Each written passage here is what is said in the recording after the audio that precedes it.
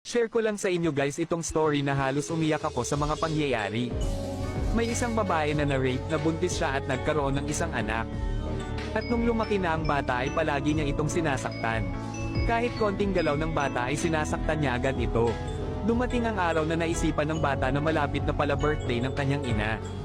Tinanong niya ang kanyang ina, "Inay, malapit na po ang birthday mo. Ano po ba ang gusto niyong regalo ng kahit ganun mapasaya ko kayo?" sabi ng bata. Ang sagot ng kanyang ina, "Gusto mong malaman kung ano ang gusto kong regalo. Ang mamatay ka buwesot ka," kaya napaiyak na lang ang bata. At nang dumating na ang kaarawan ng kanyang ina, hinanap nito ang kanyang anak dahil hindi niya nakita. Puno sa galit ang kanyang ina, sigaw dito, sigaw doon. At nung pagpasok ng kanyang ina sa kwarto ay doon niya natagpuan ang kanyang anak na nakabitin at nakatali. Biglang napaluhod ang kanyang ina. At nakita niya ang papel na may sulat sa paa ng bata, "Inay, happy birthday po. Tinupad ko po yung gusto niyo sa kaarawan niyo. Para naman kahit minsan ay mapapasaya ko kayo, tandaan niyo po, Inay. Mahal na mahal kita."